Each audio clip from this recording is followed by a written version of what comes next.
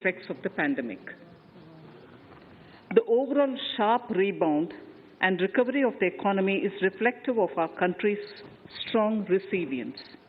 India's economic growth in the current year is estimated to be 9.2%, highest among all large economies.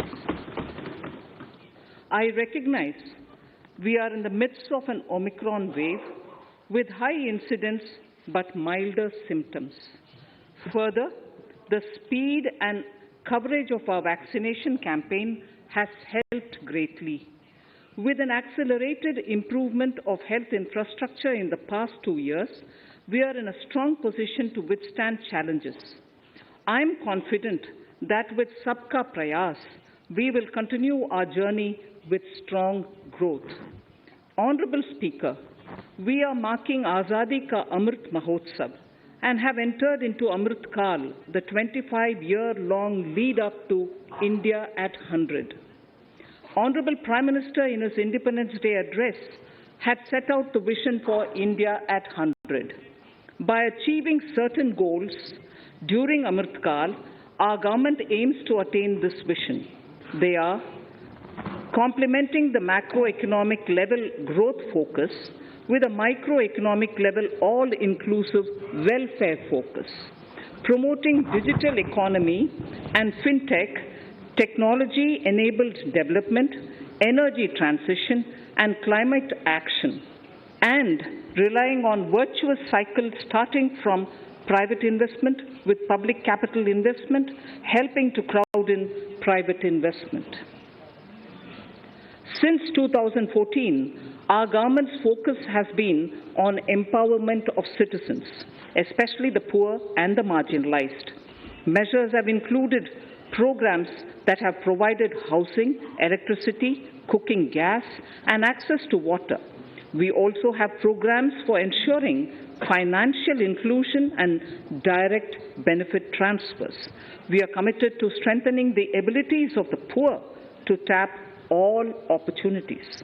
Our government constantly strives to provide the necessary ecosystem for the middle classes, a vast and wide section which is populated across various middle-income brackets, to make use of the opportunities they so desire. This budget seeks to lay the foundation and give a blueprint to steer the economy over Amrit Kal of the next 25 years, from India at 75 to India at 100. It continues to build on the vision drawn in the budget of 21-22. Its fundamental tenets, which included transparency of financial statement and fiscal position, reflect the government's intent, strengths, and challenges. This continues to guide us. The initiatives of the last year's budget have seen significant progress and have been provided with adequate allocations in this budget as well. The strengthening of health infrastructure, speedy implementation of the vaccination program, and the nationwide resilient response to the current wave of the pandemic are evident for all. The productivity-linked incentive in 14 sectors for achieving the vision of Navbharat has received excellent response, with potential to create 60 lakh new jobs and an additional production of 30 lakh crores during next 5 years. Towards implementation of the new public sector enterprise policy, the strategic transfer of ownership of Air India has been completed. The strategic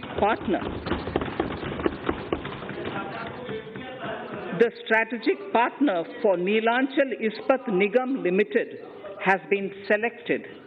The public issue of the LIC is expected shortly. Others too are in the process for 2022-23. Please know, आपको पर्याप्त मौका पर्याप्त अवसर मिलेगा, बेटे बेटे टिप्पणी मत कीजिए. The National Bank for Infrastructure Development and National Asset Reconstruction Company have commenced their activities. Honorable Speaker, sir, Budget 2021-22 had provided a sharp increase in provision for public investment or capital expenditure. Throughout the year, with the Honorable Prime Minister guiding the implementation, our economic recovery is continuing to benefit from the multiplier effect. This budget continues to provide impetus for growth. It lays a parallel track of 1. A blueprint for the Amrit Kal, which is futuristic and inclusive. This will directly benefit our youth, women, farmers, the scheduled castes, and the scheduled tribes. And number 2, big private-public investment. Number 2, big public investment for modern infrastructure, readying for India at 100. This shall be guided by PM Gati Shakti and be benefited by the synergy of multimodal approach. Moving forward on this parallel track, we lay the following 4 priorities: PM Gati Shakti, inclusive development, productivity enhancement and investment, sunrise opportunities, energy transition, and climate action, and 4, financing of investments.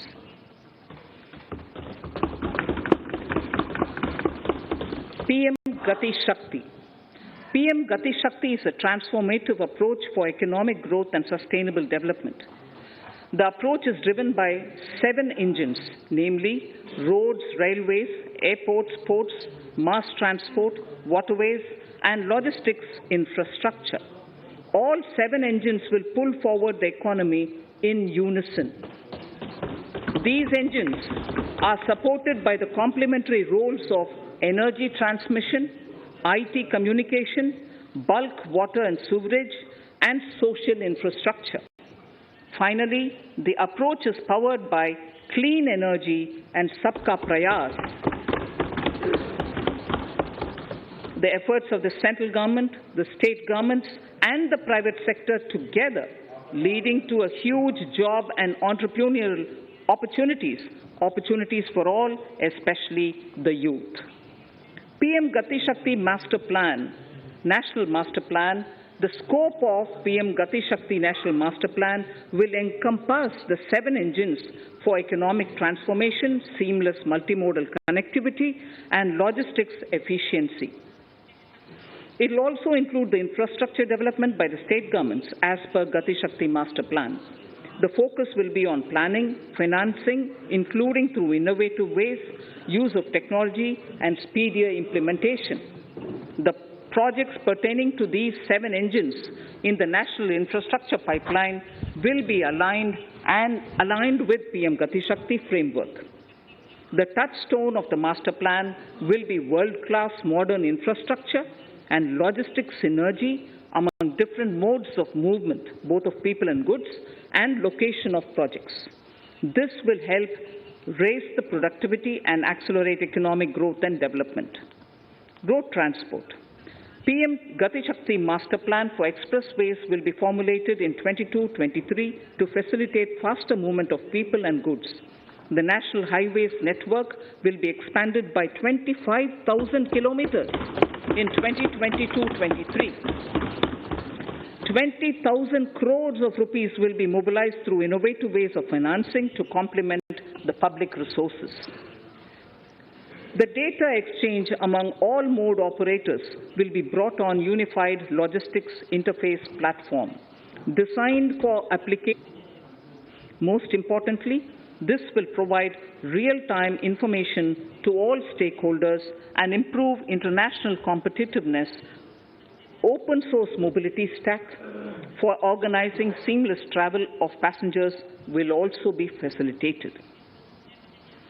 Contracts for implementation of multimodal logistic parks at 4 locations through PPP mode will be awarded in 22-23.